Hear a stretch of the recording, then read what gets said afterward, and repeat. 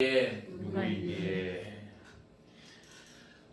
오늘 본문의 앞에 있는 내용들을 보면 예수님께서 이제 우리가 지난 시간에 공생애를 시작하시고 또 첫 네 제자를 부르셨습니다. 그 뒤이어서 예수님께서는요 계속해서 공생애 삶을 이어가시면서 가르치시고 또 전파하시는 사역을 하셨어요. 특히 오늘 본문 앞에는요 많은 비유로 사람들을 가르치셨습니다. 그러니까 어떻게 보면 예수님의 그런 모든 사역의 그 일정이 참 뭐랄까요? 고대한 일정이에요. 쉼 없이 계속해서. 그러니까 우리가 그런 예수님을 이해할 수도 있을 것 같아요. 왜냐하면 예수님은요 어떻게 보면 이 땅에서 삶이 뭐예요? 제한적이잖아요. 예수님은 당신의 그 어떤 시간들을 뭐예요? 정확히 알고 계셨을 거예요. 그래서 그 하나님의 때에 맞춰서 공생애를 시작하시고 그 하나님 때 맞춰서 뭐예요? 십자가를 향하여 나아가시고 또 죽으시는 것이죠. 그러니까 예수님은 그 정해져 있는 그 짧은 그 시간 동안에 그 하나님의 일을 위해서 참 많은 것들을 하셔야 되는 거예요. 그래서 가르치시기도 하시고 고치기도 하시고 또 뭐예요? 제자도 세워야죠. 그러니까 어떻게 보면 그런 일정들을 예수님께서 뭐예요? 아주 바쁘게 쉼 없이 뭐예요? 소화하시는 거예요. 그래서 오늘 본문은 이제 잠시 제자들과 더불어서 좀 쉼을 가지고자 하는 그런, 그리고 또 이방인 지역 가서 또 사역을 이어가시고자 하는 그러한 내용이에요. 그런데 그렇게 가는 도중에 이 갈릴리에서 큰 광풍을 만나게 되고 위기에 처하게 됩니다. 근데 그 위기와 상관없이 예수님은 뭐예요? 편하게 주무시고 계시는 거예요. 그래서 그 상황 속에서 다급한 제자들이 예수님을 깨우게 되고 예수님은 그 모든 것들을 뭐예요? 다 해결하시는 거죠. 이 본문을 통해서 우리가 기억해야 될 것이 있습니다. 그것은 뭐냐 하면 우리가 이 사순절 기간에 계속해서 뭐예요? 예수님께서 걸어가신 그 길에 우리가 지금 집중하자 그랬잖아요. 그리고 그 길을 통해서 뭐예요? 그 길은 예수님만이 걸어가시는 길이 아니라 예수님을 뒤따르고자 하는 이 시대의 모든 성도들과 함께 나아가야 할 그 길이에요. 십자가의 길이고 순교자의 삶이라는 거죠. 그러니까 참된 제자의 삶, 참된 성도의 삶, 믿음의 삶, 이것이 우리가 걸어갈 길이에요. 그러니까 오늘 우리는 본문을 통해서 그렇게 예수님을 따라 그 길로 나아가고자 하는 자는, 참된 제자의 삶을 살고자 하는 자는 예수님이 누구이신가에 대해서 정확히 알아야 된다는 거예요. 여러분, 누가 끝까지 예수님을 따라갈 수 있겠는가? 누가 끝까지 제자의 삶을, 그 사명을 감당할 수 있겠는가? 그것은 하나님의 때에 맞춰서 이 땅에 오시고 하나님 때에 맞춰서 공생의 삶을 시작하시고 하나님의 때에 맞춰서 십자가로 나아가시는 바로 그분이 누구인가를 오늘 이 시대에도 정확하게 알고 정확하게 믿고 정확하게 고백하는 사람들이 바로 그 길로 나아갈 수 있고 예수님의 제자의 삶을 감당할 수 있다라고 하는 거예요. 그래서 오늘 마가는요 그런 부분에 좀 초점을 맞추고 있어요. 예수님이 누구이신가? 예수님이 어떤 분이신가? 라고 하는 거예요. 이절에 오늘 본문을 살필 때 바로 우리도 거기에 좀 주목하면서 하나님의 말씀을 깨달아 알 수 있기를 바랍니다.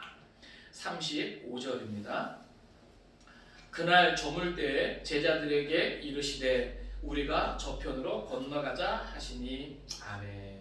자, 그날 저물 때는요 바로 지금 이 앞에서 나오는 그런 모든 시간들과 뭐예요? 끊어지지 않는 연장된 그런 시간이에요. 그러니까 지금 앞에서 예수님께서는 많은 비유로 사람들에게 가르쳤어요. 그러니까 이때 얼마나 많은 사람들이 예수님께 나왔냐면은 예수님이 뭐예요? 따로 배 위로 올라가실 수밖에 없는 상황이에요. 그만큼 많은 사람들이 예수님에게로 몰려나왔단 말이죠. 왜요? 그 가르침이 권세가 있고요. 예수님 앞에 나오면 뭐예요? 병도 고치고요. 그렇기 때문에 많은 사람들이 뭐예요? 예수님께 나오고 있어요. 그래서 예수님은 뭐예요? 많은 비유로 가르치시고 바로 그날입니다.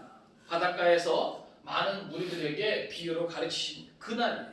자, 그날 저물 때 그만큼 뭐예요? 예수님은 그날이 저물도록 계속해서 뭐예요? 그 가르침을 베푸시고 계셨던 것이죠.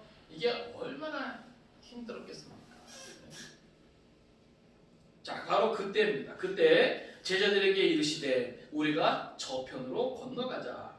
여기서 말하는 저편은 이제 그 갈릴리 바다 저편이죠. 그래서 5장 1절하고 연결되면 여기 보니까 거라사인의 지방에 이르렀다 그랬죠? 그러니까 예수님께서 말씀하시는 것은 뭐예요? 이제 그 이방인의 지역. 예. 지금 예수님께서 계신 곳은 이제 뭐 유대인 지역이잖아요. 근데 저쪽은 뭐예요? 이방인의 지역이에요. 그쪽으로 건너가자 말씀하시는 거예요. 자, 근데 보세요. 시간이 지금 저물 때예요. 그리고 이방인의 지역으로 건너가자 하시는 거예요. 그러니까 어떻게 보면 제자들도 예수님과 함께하면서 많이 힘들고 지쳤을 것인데 예수님이 말씀하실 때 뭐예요? 제자들은 순종하는 것을 보게 됩니다. 자, 여기 보면 36절입니다. 그들이 무리를 떠나 예수를 배에 계신 그대로 모시고 가매 다른 배들도 함께 하더니. 자, 그들이 무리를 떠나. 그러니까 이 본문 속에서 뭐예요? 많은 무리가 예수님에게 나와왔지만 지금 이 시간만큼은 뭐예요? 무리하고 좀 간격을 두고 뭐예요? 예수님과 제자들만이 지금 한 배에 있다라고 하는 것을 우리에게 알려주고 있는 것이죠. 그래서 무리를 떠나 예수를 배에 계신 그대로. 그러니까 이 말씀 뭐냐면은 배에서 내려서 뭔가 또 다른 채비를 할 그런 시간도 없이 그냥 배 위에서 계신 그대로 그냥 뭐예요? 예수님 모시고 가는 거예요. 그대로 모시고 가매 다른 배들도 함께 하더니. 자, 여기 다른 배들도 함께 한다. 이것은 무슨 말씀일까요? 자, 많은 우리가 예수님 앞에 나와 그 가르침을 듣습니다. 그죠? 그때 뭐예요? 은혜를 받고, 예? 뭔가 그 가르침이 뭐예요? 솔깃한 사람들은 예수님을 뭐예요? 계속 따라 나서는 것이죠. 그러니까 어떻게 보면 뭐예요? 말씀을 사모하고 예수님을 사모하는 그런 마음 때문에 따라 나서는 거예요. 그래서 그 상황을 생각해 보세요. 지금 제자들과 예수님은 한 배에 있고 건너가고 있습니다. 그리고 뭐예요? 다른 배들이 뭐예요? 사람들 그 배에 타고 예수님을 따르고 있는 그런 모습이에요. 그러니까 같은 공간, 같은 갈리바다 안에 지금 뭐예요? 건너편으로 지금 같이 건너가고 있는 겁니다. 그때 이제 위기를 맞게 되는 거죠. 37절입니다. 큰 광풍이 일어나며 물결이 배에 부딪혀 들어와 배에 가득하게 되었더라. 자, 여기 보면 큰 광풍이 일어납니다. 자, 갈릴리 바다는요, 평상시에는요 고요하고 약간 이제 음산한 분위기예요. 그런데 가끔 어떻게 보면 이게 그 수면보다 약간 한 200m 정도 아래에 있기 때문에 저 헬몬산에서부터 요단계곡에까지 갑자기 뭐예요? 바람이 불어나서 그것이 뭐예요? 아예 그냥 물을 다 채집어 놓는 거예요. 그러다 보니까 뭐예요? 이 갈릴리 바다는 그런 광풍, 이 광풍은요 어떻게 보면 그 배에 타고 있는 사람들이 정말 큰 위기다. 예? 배가 완전히 그냥 다 망가질 정도로 엄청난 그런 위기감을 느낄 수 있는 거예요. 근데 여러분 생각을 해보세요. 예수님의 제자들 중에는요 이 갈릴리에서 뭐예요? 고기 잡았던 어부들이 있단 말이죠. 예? 예수님께서 이제는 뭐예요? 저 건너편으로 가자라고 했을 때 그들 가운데는 어부들이 있고 그곳에서 잔뼈가 굵은 사람들이 있기 때문에 그 시각, 그 장소에 이러한 광풍이 불 수 있다는 것을 알까요? 모를까요? 그렇죠? 그들의 경험으로는요 충분히 뭐야 그것을 예측할 수 있었을 거예요. 근데 그럼에도 불구하고 제자들은요 예수님의 말씀에 반대하지 않고 그대로 순종하는 모습이에요. 자, 광풍이 일어나며 물결이 배에 부딪혀 들어와 배에 가득하게 되었더라. 자, 물결이 배에 부딪혀 들어와 배에 가득. 이것은요 그 배가 지금 뭐예요? 엄청난 위기 상황에 놓였다는 것을 우리에게 그대로 보여주고 있는 겁니다. 마치 뭐예요? 이 그 모습은 구약에서 요나가 배를 바꿔 타고 가면서 큰 광풍을 만났을 때 그런 위기 상황과 좀 비슷해 보이죠. 그러니까 어떻게 보면 우리가 그걸 좀 생각할 수 있어야 되는데 이때의 큰 배가 지금 파산 직전에 있는 어떤 이런 상황 속에서 오늘 우리는 뭐예요? 때로는 지금 이 시대의 상황 속에서 뭐예요? 이것을 교회의 위기다라고 볼 수도 있고요. 또는 개인의 삶과 또 신앙의 위기가 올 수 있다는 것을 우리가 좀 적용할 수 있겠죠. 그러니까 생각해 보면 여러분 보세요. 사람은요 누구나 살면서 뭐예요? 예기치 않은 그런 어려움, 혹 우리가 또 예상했더라도 생각보다 더 크고 강한 어려움에 직면할 수 있다라고 하는 거죠. 많은 경우에 있어서 우리는 신앙생활할 때 내가 예수님을 잘 믿으면 그런 어려움은 뭐예요? 다 나를 피해간다라고 생각할 수 있습니다. 나와는 상관없다라고 생각할 수 있어요. 그러나 성경은 그렇지 않습니다. 지금 제자들이 지금 누구와 함께 지금 갈리바다 저편을 가고 있어요? 예수님과 함께 가고 있는 거예요. 그러니까 오늘 우리도 뭐예요? 예수님과 함께하면서 신앙생활하고 이 세상을 살아가지만 이 세상 사람들과 똑같이 뭐예요? 위기에 직면할 수 있고 삶의 위기를 경험할 수 있다라고 하는 사실이에요. 그러니까 그 가운데서 뭐예요? 오늘 우리가 어떠한 은혜를 힘입고 또 어떠한 신앙의 체험을 하겠는가, 그게 이제 세상 사람들과 좀 다른 것이죠. 그러니까 많은 경우에 있어서 사람들이 그런 부분을 좀 이렇게 오해하고 있는 것 같아요. 신앙생활을 잘하고 내가 하나님 앞에 예배생활 잘하고 기도생활 잘하고 헌금생활 잘하고 봉사 잘하고 그러면 이제는 뭐예요? 그냥 어려움은 없다. 이게 아니에요. 이게 아니에요. 다만 내가 그러지 못했을 때 당하는 어려움과 내가 열심히 신앙생활 잘하고 당하는 어려움은 그 느낌이 다르겠죠. 그 느낌이 다르겠죠. 그러니까 중요한 것은 우리는 지금 제자들이 이 상황 속에서 예수님을 모시고 함께 가고 있음에도 불구하고 큰 광풍을 통해서 그들의 위기, 이것을 우리가 볼 수 있는 것이죠. 이것은 뭐예요? 오늘 저에게도 여러분에게도 어쩌면 우리가 지금 이 시대에 지금 코로나 때문에 많은 어려움을 당하고 있잖아요. 개인이나 가정이나 또 공동체나 또 기업이나 여러 가지 국가적으로도 큰 어려움에 직면해 있는데 어떻게 보면은 큰 광풍을 우리는 이러한 어려움에 적용할 수 있을 것 같습니다. 그때 보세요. 38절입니다. 예수께서는 고물에서 베개를 메고 주무시더니 제자들이 깨우며 이르되 선생님이여 우리가 죽게 된 것을 돌보지 아니하시나이까. 자, 지금 이 앞에서 큰 물결이 배에 부딪혀 들어와 배가 가득하게 되었다. 배에 가득하게 되었다. 이것은 현재형으로서 계속 미완료로 쓰이고 있거든요. 이것은 뭐냐면은 다급한 것을 계속 우리가 강조해주고 있어요. 근데 그런 상황 속에서 38절 보니까 예수님께서는 고물이라는 것은 우리가 선미를 말하죠. 배 뒤쪽을 말하는 배 한쪽 끝에 지금 베개를 메고 주무시더니 자, 지금 그 광풍을 통해서 배 안에 지금 난리가 없게 났습니다. 그런데도 불구하고 예수님은 뭐예요? 주무시고 계시는 거예요. 완전히 상황이 뭐예요? 대조적인 상황이죠. 이들은 큰 위기 속에서 두려움을 느끼고 난리부터를 떠는데 예수님은 뭐예요? 그것과는 상관없는 것처럼 평안한 가운데 고요한 가운데 잠들어 계시는 모습이에요. 그때 제자들이 어떻게 합니까? 그 예수님을 깨우는 거예요. 그리고 뭐라 그럽니까? 이르되 선생님이여 우리가 죽게 된 것을 돌보지 아니하시나이까. 자, 여기서 보면 자, 마태하고 누가는 이 상황 속에서 예수님을 부를 때 주여라고 하는 표현을 씁니다. 그러니까 마태하고 누가는 그래도 뭐예요? 예수님을 이 당시 제자들이 주로 이제 불렀다는 걸 강조하는데 지금 이 마가는요 선생님이요. 이것은 그냥 일반적인 스승과 제자 사이에서 부를 수 있는 선생님이에요. 그러니까 우리가 예수를 주로 고백할 때 그 주로 부르는 게 아니에요. 여기서 이것은 마가가 뭘 강조하고 싶은 거냐면 아직까지 앞에서 예수님께서 공생애를 시작하시면서 기적을 행하시고 권세 있는 가르침을 베푸셨지만 아직도 여전히 제자들은 예수를 뭐예요? 주로 인지하지 못하고 있는 거예요. 주로 받아들이지는 못하고 있는 거예요. 비록 권세 있는 가르침과 기적을 행하시는 그러한 능력은 있지만 아직까지 하나님의 아들로서 이 세상의 구세주로서 인지하지 못하고 있는 거예요.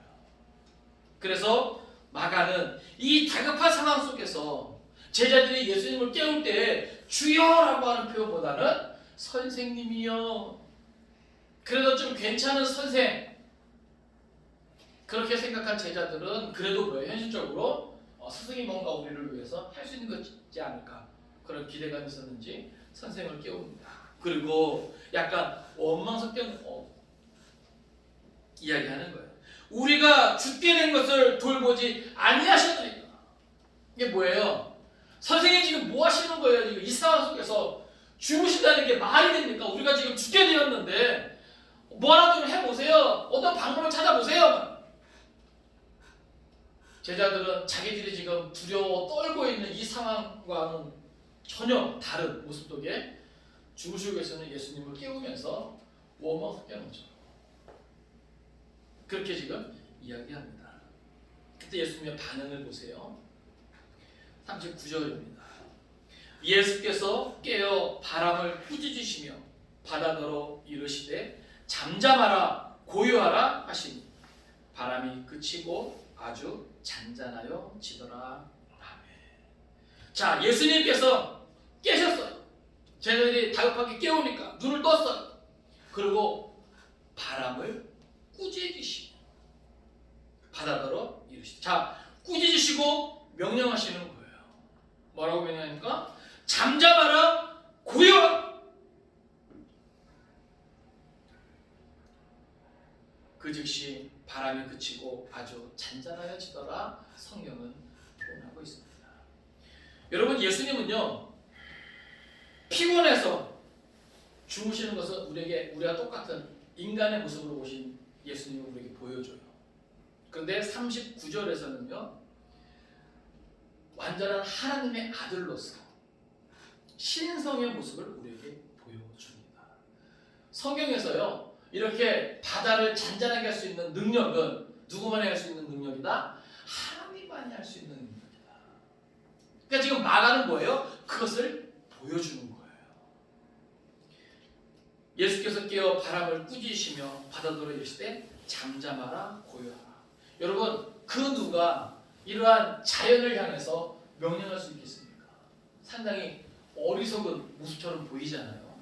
그러나 뭐예요? 우리가 기억해야 될 것은 예수님의 그 모든 권세, 예수님의 그 능력, 이것이 뭐예요? 하나님과 같은 것임을 우리가 기억할 수 있어요.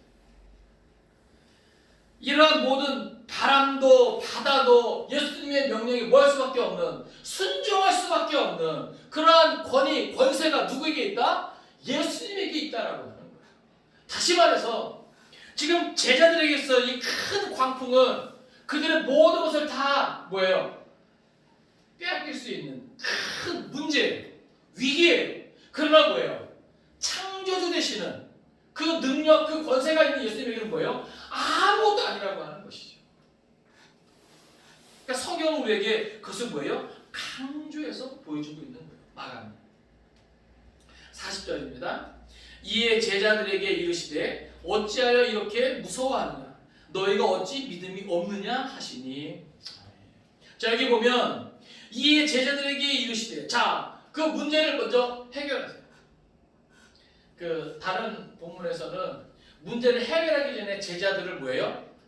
꾸짖는 게 먼저 나오는 부분도 있거든요. 그것은 서로 이제 그 강조점이 좀 달라서 그래요. 근데 지금 마가는요, 먼저 문제를 해결하고 그 다음에 제자들의 그 믿음 없음에 대해서 지금 지적하는 모습을 우리에게 보여주면서 이에 제자들에게 있을 때 어찌하여 이렇게 무서워하느냐. 자, 보세요. 지금 이 상황 속에서 무서워하는 것은 뭐예요? 당연한 거예요. 어쩌면 이렇게 인간들에게는요 이 상황이 뭐예요? 두려움을 느낄 수밖에 없는 상황이고 무서워할 수밖에 없는 상황이고 이건 당연한 거예요. 그런데 예수님과 함께 있는 사람이라면 좀 달라야 한다는 거예요. 예수님이 선택하시고 예수님이 행하시는 기적을 보고 예수님을 가르치시는 그 가르침을 받았다면 좀 달랐어야 했다라고 하는 거예요. 그러니까 오늘 우리가요 똑같은 코로나19 상황 속에서 어려움을 당하지만 하나님을 알고 예수님을 알고 또 기록된 말씀을 알고 또 내 속에 있는 그 성령을 알고 그 은혜 가운데 살아간다면 우리는 뭐예요? 좀 다를 수 있어야 된다는 거예요.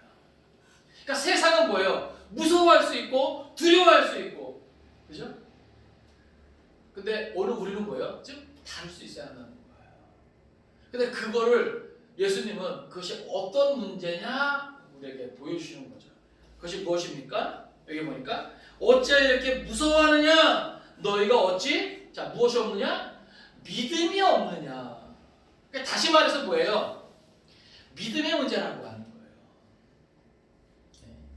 자, 우리가 똑같이 이 세상에서 살아가요. 똑같이 위기를 만날 수 있어요. 세상에서 환난을 당할 수 있어요. 그런데 하나님을 알지 못하고 예수님을 알지 못하고 기록된 말씀을 알지 못하고 성령을 알지 못하는 사람은 뭐예요? 무서워할 수 있고 두려워할 수 있겠지만 창조주 하나님을 알고 그의 아들 예수 그리스도, 이 세상의 구원자 예수 그리스도를 알고 또 그 말씀을 알고 또 보혜사 성령을 아는 사람이라면 달라야 한다는 것이 오늘 성경이 우리에게 던져주는 메시지입니다. 그것이 바로 뭐예요? 믿음의 문제라고 하는 거예요. 오늘 이 40년 기간에 우리가 온전히 예수를 따라 그 길로 나아가기 위해서 흔들림 없이 돌아섬 없이 주저함 없이 기쁘고 즐거운 마음으로 예수 그리스도를 따라갈 수 있으려면 무엇이 있어야 된다? 믿음이 있어야 된다. 근데 이 믿음은 예수 그리스도가 누구인지 분명히 알아야 그 믿음을 가질 수 있는 거예요. 하나님을 알아야 믿음을 가질 수 있다는 거예요. 이 기록된 말씀이 무엇인가를 알아야 믿음을 가질 수 있다는 거예요.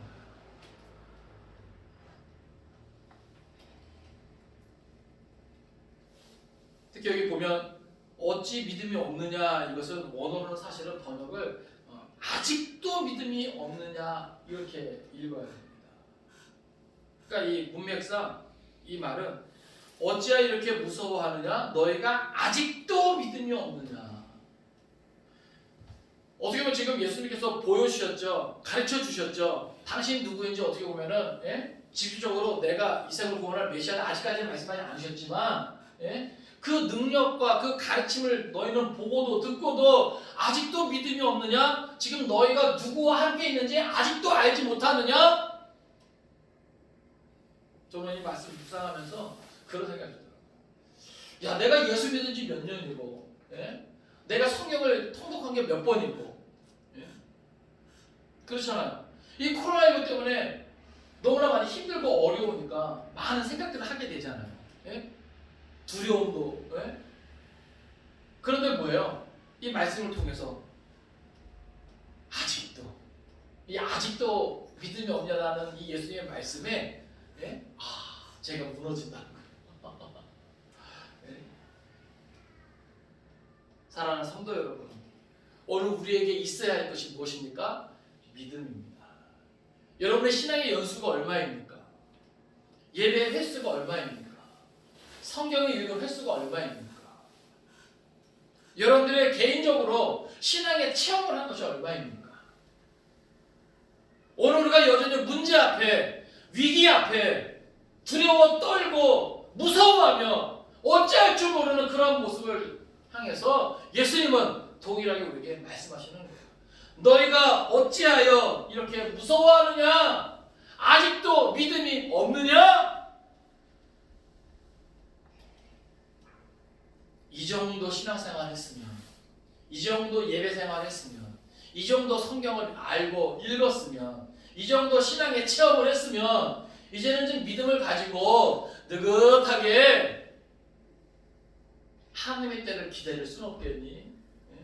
담대하게 믿음의 자리를, 예배의 자리를, 제자된 자리를 지킬 수는 없겠니? 저는 그런 것들이니까 제가 무너집니다. 여전히 부족한 제 모습 때문에. 이게 다 저뿐만이 아니라 오늘 우리의 연약한 모습이 아니겠는가.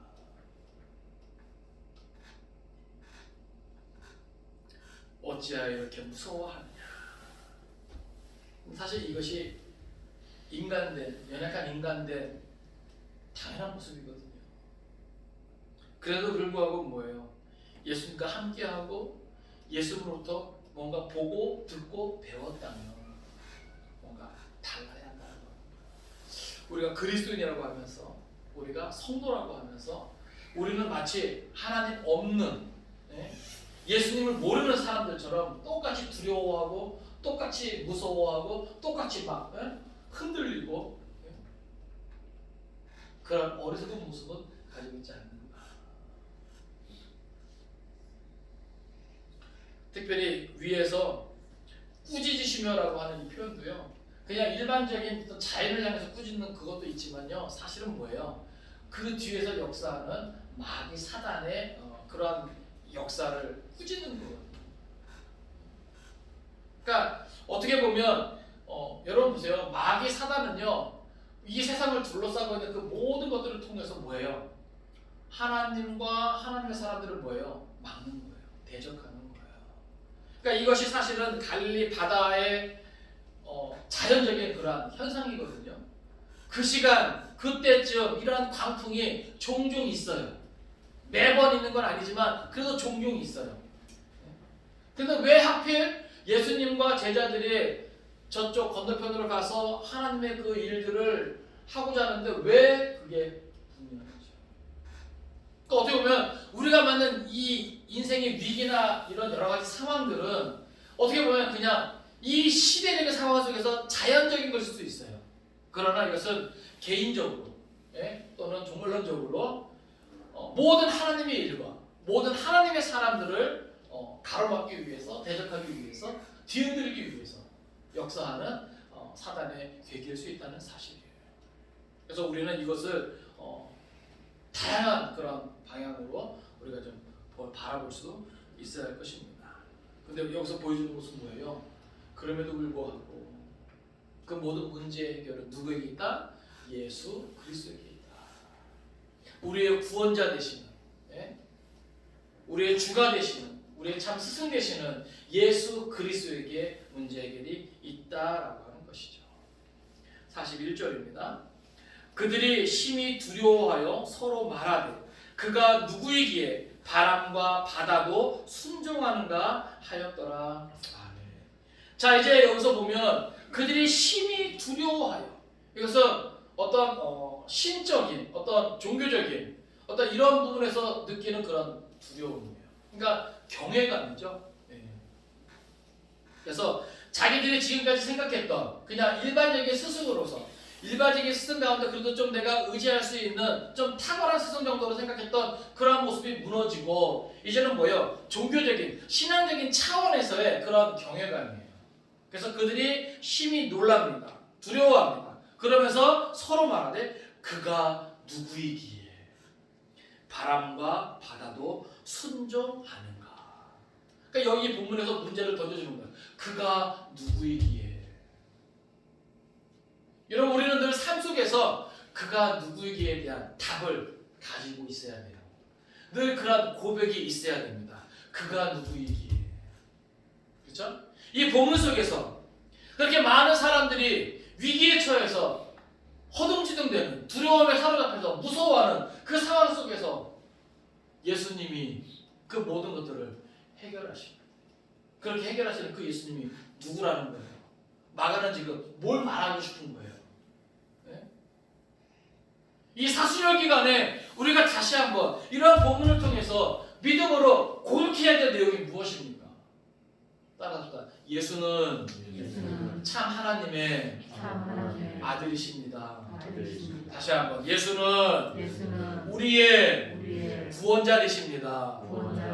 할렐루야. 이 사순절 기간에 우리는 바로 그와 같은 예수를 바로 알고, 바로 믿고, 바로 고백할 수 있어야 할 것입니다.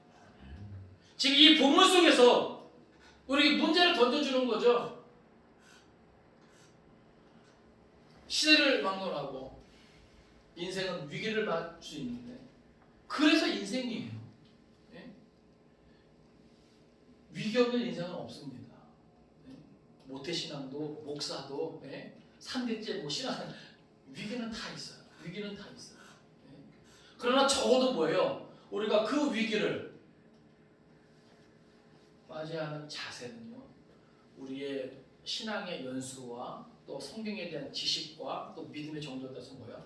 달라져야 한다고 하는 거예요. 작년보다는 올해가, 또 올해보다는 내년이 어떻게 보면 똑같은 위기는 다른 형태로 반복될 수 있잖아요. 그렇지 않습니까? 여러분의 인생의 낙인의 길을 두드려보세요. 저도 늘 그랬던 것 같아요. 야, 올해를 넘길 수 있을까? 이번 달을 넘길 수 있을까? 정말 그런 생각 하거든요. 한 달 한 달, 한 주 한 주. 잘 살 수 있을까? 그렇죠? 이거 끝나면 이제 없겠지? 아니에요. 또 위기, 또 위기, 또 위기. 위기의 연속이에요. 인생의 낙인이 그런 것 같아요. 근데 저는 오늘 이 본문을 통해서 저도 이제 좀 깨달은 것이 뭐예요? 나그네 길을 계속 걸어가면서 결국 뭐예요? 우리 아까 잠깐 나눴지만 저도 이제 50이 넘었잖아요. 예? 나그네 길이 계속 되어지면서 뭐예요? 나이 먹고 신앙의 연수는 더 배워요.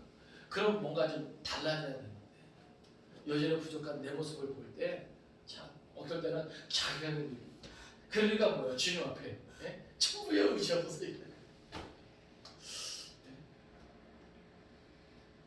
그러니까 왜 사도 바울이 그 인생 말년에 내가 죄인 중에 괴순이라고 말할 수밖에 없었는가? 그게 이해가 되는 거예요. 점점. 왜 그렇습니까? 성경에서 우리에게 요구하는 그런 모습이 너무나 분명하고 명확하거든요. 아직도 믿음이 없느냐? 아직도 믿음이 없느냐?